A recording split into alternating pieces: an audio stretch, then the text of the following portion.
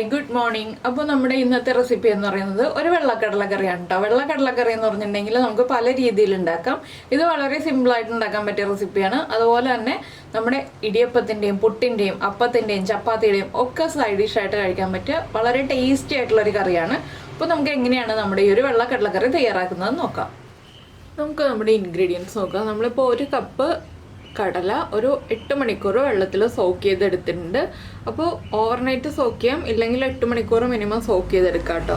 അതുപോലെ തന്നെ പിന്നെ ഇതിലേക്ക് വേണ്ടത് ഒരു 3 അല്ലി വെളുത്തുള്ളി. വലിയ വെളുത്തുള്ളി ആണെങ്കിൽ 3 അല്ലി എടുക്കുക, ചെറിയ വെളുത്തുള്ളി ആണെങ്കിൽ 6 അല്ലി എടുക്കുക, 2 പച്ചമുളക്, ഒരു വലിയ പീസ് ഇഞ്ചി, അതുപോലെ തന്നെ കുറച്ച് മല്ലിയില, പിന്നെ 2 സവോളയാണ് എടുത്തിട്ടുള്ളത്. സവോള ഇതുപോലെ വലിയ പീസുകളായിട്ട് കട്ട് ചെയ്തെടുത്തിട്ടുണ്ട്, ഇതുപോലെ ക്യൂബ്സ് ആയിട്ട് കട്ട് ചെയ്തെടുത്തിട്ടുണ്ട്. നമുക്ക് വഴറ്റിയെടുക്കാൻ എളുപ്പം ഏതാണോ ആ വലിപ്പത്തിൽ കട്ട് ചെയ്തെടുക്കുക. ആദ്യം നമുക്ക് ഈ കടല ഒന്ന് കുക്ക് ചെയ്യാൻ വയ്ക്കാം. കടല കുക്ക് ചെയ്യാൻ വയ്ക്കുമ്പോൾ ഒരുപാട് കാര്യങ്ങളൊന്നും ചേർത്ത് കുക്ക് ചെയ്യേണ്ട, കുറച്ച് ഉപ്പ് മാത്രം ചേർത്ത് നമ്മുടെ കടലയുടെ കുക്കിംഗ് ടൈം എത്രയാണോ, നമ്മുടെ കയ്യിലുള്ള കടല ഇപ്പോൾ 4 വിസിൽ വരുമ്പോഴാണ് കുക്കാവുന്നത്, 6 വിസിൽ വരുമ്പോഴാണ് കുക്കാവുന്നത്, അതനുസരിച്ച് കുക്ക് ചെയ്തെടുക്കുക.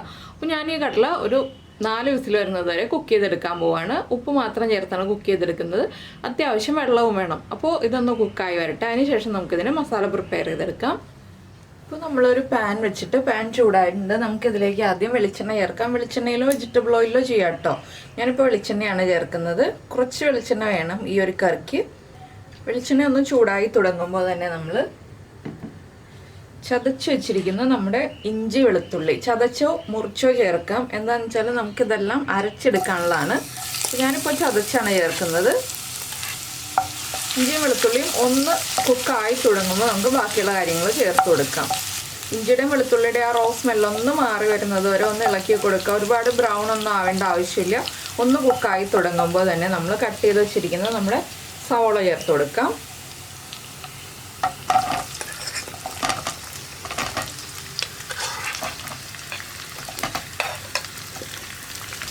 ഇനി സവോള ഒന്ന് ട്രാൻസ്പെറൻ്റ് ആയി വരുന്നത് വരെ ഇളക്കി കൊടുക്കുക. ഇതിലേക്ക് ആവശ്യത്തിന് ഉപ്പും കൂടി ചേർത്തിട്ട് നമുക്ക് വഴറ്റിയെടുക്കാം. ഒരുപാട് ബ്രൗൺ ആവേണ്ട ആവശ്യമില്ല. സവോളയുടെ ആ ഒരു റോ ടേസ്റ്റ് ഒന്ന് മാറി വരുന്നത് വരെ ഒന്ന് ഇളക്കി കൊടുത്താൽ മതി. അപ്പോൾ സവോളയും കുക്കായി വരട്ടെ. ഞാനിപ്പോൾ സവോളയ്ക്ക് ആവശ്യമായിട്ടുള്ള ഉപ്പ് മാത്രം ചേർക്കുന്നുണ്ട്. എന്താണെന്ന് വെച്ചാൽ നമ്മൾ കടലയിൽ ഉപ്പ് ചേർത്തതാണ്. ഒരു 1/4 ടീസ്പൂൺ ഉപ്പ് ചേർക്കുന്നുണ്ട്.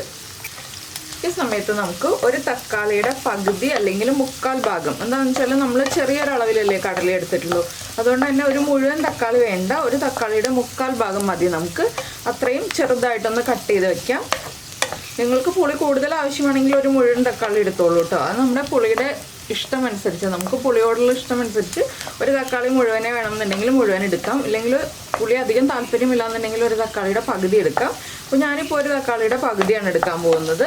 അപ്പോൾ അത്രയും കട്ട് ചെയ്ത് വയ്ക്കാം. ഈ സവോളയൊക്കെ ഒന്ന് കുക്കായി വരുമ്പോൾ നമുക്ക് തക്കാളിയും കൂടെ ആവശ്യമുണ്ട്. ഞാനപ്പോൾ ഇൻഗ്രീഡിയൻസ് പറഞ്ഞപ്പോൾ തക്കാളിയുടെ കാര്യം പറയാൻ വിട്ടുപോയി.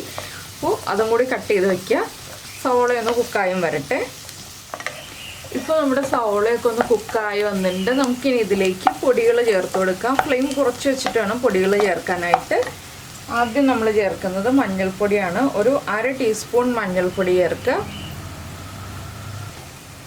അതുപോലെ തന്നെ 2 ടീസ്പൂൺ മല്ലിപ്പൊടി. പിന്നെ ഞാനൊരു കളർ കിട്ടാൻ വേണ്ടിയിട്ട് കാശ്മീരി ചില്ലി പൗഡറാണ് ചേർക്കുന്നത്. നമുക്ക് സാധാരണ മുളക് പൊടി മതിയെന്നുണ്ടെങ്കിൽ 1 ടീസ്പൂൺ സാധാരണ മുളക് പൊടി ചേർക്കുക. ഞാനിപ്പോൾ 2 ടീസ്പൂൺ കാശ്മീരി ചില്ലി പൗഡർ ചേർക്കുന്നുണ്ട്. 1/2 ടീസ്പൂൺ കുരുമുളക് പൊടി. ഇത്രയും ചേർത്തിട്ട് നന്നായിട്ടൊന്ന് ഇളക്കി ഈ മസാലകളൊക്കെ നന്നായി കുക്കായി വരുന്നത് വരെ ഇളക്കി കൊടുക്കുക. ഇപ്പോൾ കണ്ടോ, നമ്മൾ ഒഴിച്ച എണ്ണയുടെ അളവൊക്കെ കറക്റ്റാണ്. ഈ ഒരു മസാലകൾ കുക്കായി വരാനുള്ള എണ്ണയാണ് നമ്മൾ ആദ്യമേ ഒഴിച്ചു കൊടുത്തത്. ഇനിയിപ്പോൾ നമുക്കിതിലേക്ക് നമ്മൾ കട്ട് ചെയ്ത് വെച്ചിരിക്കുന്ന പച്ചമുളക് ചേർത്ത് കൊടുക്കാം. 2 പച്ചമുളകാണ് നമ്മൾ എടുത്തിട്ടുള്ളത്. ഈ പൊടികളൊന്ന് 1 മിനിറ്റ് നന്നായിട്ട് കുക്കായി വരട്ടെ. മീഡിയം ഫ്ലെയിമിൽ വെക്കുക കേട്ടോ, ഹൈ ഫ്ലെയിമിൽ വെക്കരുത്. മീഡിയം ഫ്ലെയിമിൽ വെച്ചിട്ട് കുക്ക് ചെയ്തെടുക്കുക. പൊടികളൊന്ന് കുക്കായി വരുമ്പോൾ തന്നെ നമ്മൾ കട്ട് ചെയ്ത് വെച്ചിരിക്കുന്നത് നമ്മുടെ തക്കാളിയും കൂടി ചേർത്ത് കൊടുക്കാം. ഈ തക്കാളിയും കൂടി ചേർന്ന് ഒന്ന് കുക്കായി വരട്ടെ. അപ്പോൾ ഇനി നമുക്കിത് അടച്ചു വെച്ച് കുക്ക് ചെയ്തെടുക്കാം. ഒരു 2 മിനിറ്റ് ഒന്ന് അടച്ചു വെച്ച് കുക്ക് ചെയ്തെടുക്കാം. തക്കാളിയൊക്കെ ഒന്ന് നന്നായിട്ട് കുക്കായി വരണം. ഒരുപാട് ഉടഞ്ഞു പോകുന്ന രീതിയിൽ കുക്കായി വരണം എന്നില്ല. തക്കാളിയുടെ ആ ഒരു റോ ടേസ്റ്റ് മാറി വരുന്ന രീതിയിൽ ഒന്ന് കുക്കായി വരണം. അപ്പോൾ നമുക്കിത് അടച്ചു വയ്ക്കാം. ഇടയ്ക്കൊന്ന് ഇളക്കി കൊടുക്കണം. അപ്പോൾ നമ്മുടെ തക്കാളിയും ഒന്ന് കുക്കായി വരുന്നുണ്ട്. ഇത്രയും മതി. അപ്പോൾ നമ്മളിതിലേക്ക് ഗരം മസാല പൊടിയൊന്നും ചേർത്തിട്ടില്ല, അതൊക്കെ നമുക്ക് പിന്നീട് ചേർക്കാം. ഇനി നമുക്ക് ഫ്ലെയിം ഓഫ് ചെയ്യാം. നമ്മുടെ മസാലകളൊക്കെ കുക്കായിട്ടുണ്ട്. ഇനി ഇതിലേക്ക് നമുക്ക് നമ്മൾ വേവിച്ച് വെച്ചിരിക്കുന്ന കടല ചേർത്ത് കൊടുക്കാം. ഒരു 2 ടേബിൾ സ്പൂൺ കടല ചേർക്കുന്നത്. കടലയുടെ വെള്ളം വേണമെന്നുണ്ടെങ്കിൽ നമുക്ക് വെള്ളത്തോടു കൂടി ചേർക്കാം കേട്ടോ. അരച്ചെടുക്കാൻ ബുദ്ധിമുട്ടാണെന്നുണ്ടെങ്കിൽ കടലയുടെ വെള്ളത്തോടു കൂടി ചേർത്തിട്ട് നമുക്ക് അരച്ചെടുക്കാം. അപ്പോൾ ഈ കടലയും കൂടി ചേർത്തിട്ട് നമുക്കൊന്ന് ചൂട് മാറി വരുമ്പോൾ നന്നായിട്ട് അരച്ചെടുക്കാം. വേറെ വെള്ളം ചേർക്കരുത്, കടല വേവിച്ച വെള്ളം ചേർത്ത് തന്നെ അരച്ചെടുക്കുക. അരച്ചെടുക്കാൻ ബുദ്ധിമുട്ട് വരികയാണെന്നുണ്ടെങ്കിൽ വേറെ നമുക്ക് അല്ലെങ്കിൽ ഇളം ചൂടുവെള്ളം ചേർത്തിട്ട് അരച്ചെടുക്കാം, അല്ലാതെ വേറെ വെള്ളം ചേർത്ത് അരച്ചെടുക്കരുത്. അപ്പോൾ ഇതൊന്ന് ചൂട് മാറി വരുമ്പോൾ നമുക്കൊന്ന് അരച്ചെടുക്കാം. അതിനുശേഷം നമുക്ക് ബാക്കിയുള്ള കാര്യങ്ങൾ ചെയ്യാം. അപ്പോൾ നേരത്തെ നമ്മൾ വഴറ്റിയെടുത്ത പാൻ തന്നെ വെച്ചിട്ടുണ്ട്. ഞാൻ ഫ്ലെയിം ഓൺ ചെയ്തിട്ടില്ല കേട്ടോ. ഇതിലേക്ക് നമ്മൾ അരച്ചെടുത്ത് നമ്മുടെ മസാല ചേർത്ത് കൊടുക്കുകയാണ്. ഇനി നമുക്ക് ഫ്ലെയിം ഓൺ ചെയ്യാം. അപ്പോൾ ഞാൻ ആ കടല വേവിച്ച വെള്ളം തന്നെ കുറച്ച് ചേർത്താണ് അരച്ചെടുത്തിട്ടുള്ളത്. അത് തന്നെ കുറച്ച് വെള്ളം മിക്സിയുടെ ജാറിലേക്ക് ഒഴിച്ചിട്ട് ഒന്നുകൂടി ഒന്ന് കറക്കിയെടുക്കാം.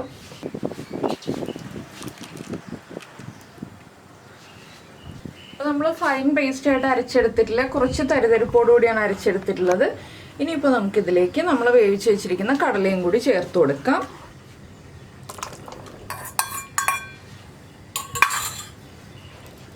ഇതിൽ ഗ്രേവി കുറവാണെന്നുണ്ടെങ്കിൽ നമുക്ക് കുറച്ചുകൂടി ചൂടുവെള്ളം ചേർത്ത് ലൂസാക്കി എടുക്കാം. ഇപ്പോൾ ആവശ്യത്തിന് ഗ്രേവി ഉണ്ട്, അതുകൊണ്ട് ഞാൻ ഇനി ചൂടുവെള്ളം ചേർക്കുന്നില്ല. നിങ്ങൾക്ക് ഗ്രേവി കുറവായിട്ട് തോന്നുകയാണെങ്കിൽ കുറച്ചുകൂടി ചൂടുവെള്ളം ചേർത്ത് ലൂസാക്കി എടുക്കാം. ഇത് കുറച്ച് കുറുകിയിരിക്കുന്ന ഗ്രേവിയാണ്, അതുകൊണ്ടാണ് ഞാൻ പിന്നെ വെള്ളം ചേർക്കാത്തത്. നിങ്ങൾക്ക് കൂടുതൽ ഗ്രേവി വേണമെന്നുണ്ടെങ്കിൽ മാത്രം കുറച്ച് ചൂടുവെള്ളം ചേർത്ത് ലൂസാക്കി എടുക്കുക. അപ്പോൾ ഇനി കറി ഒന്ന് തിളച്ച് തുടങ്ങട്ടെ. തിളച്ച് തുടങ്ങുമ്പോൾ നമ്മൾ ഉപ്പ് ചെക്ക് ചെയ്യുക. ഉപ്പ് കുറവാണെങ്കിൽ ഉപ്പ് ആദ്യം ചേർത്ത് കൊടുക്കുക. അതുപോലെ തന്നെ നമുക്ക് ഇനി കുറച്ച് കാര്യങ്ങളും കൂടി ചേർത്ത് കൊടുക്കാനുണ്ട്.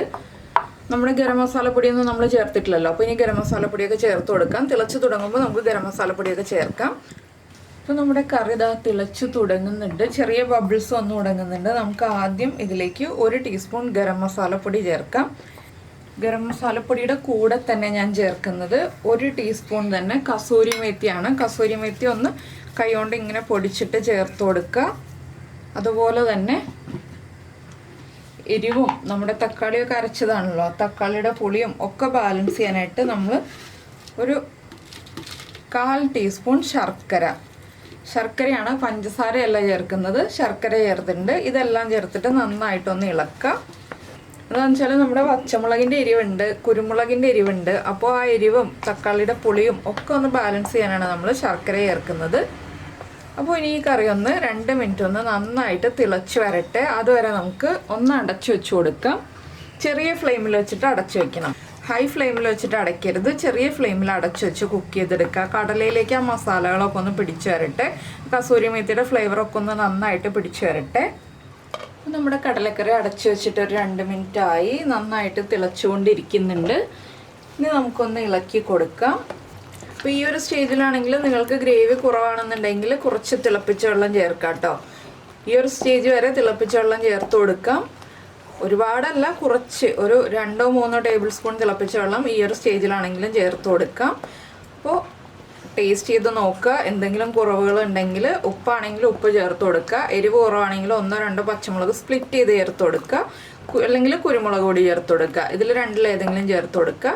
അപ്പോൾ എല്ലാം കറക്റ്റ് ചെയ്തിട്ട് നമുക്ക് ഫ്ലെയിം ഓഫ് ചെയ്യാം. ഇനി നമുക്കിതിലേക്ക് ഒരു കാര്യവും കൂടി ചേർക്കാനുണ്ട്, നമ്മുടെ മല്ലിയിലയും കൂടി ചേർത്ത് കഴിഞ്ഞിട്ടുണ്ടെങ്കിൽ നമ്മുടെ കടലക്കറി റെഡി ആയി കഴിഞ്ഞു. അപ്പോൾ എല്ലാവരും ഈ ഒരു റെസിപ്പി ഇഷ്ടമായിട്ടുണ്ടെങ്കിൽ ഒന്ന് ട്രൈ ചെയ്ത് നോക്കാൻ മറക്കരുത് കേട്ടോ. അതുപോലെ തന്നെ നിങ്ങൾക്ക് ഇഷ്ടപ്പെട്ട റെസിപ്പികളൊക്കെ നിങ്ങളുടെ ഫ്രണ്ട്സിനും ഫാമിലി മെമ്പേഴ്സിനും ഒക്കെ ഒന്ന് ഷെയർ ചെയ്ത് കൊടുക്കുക.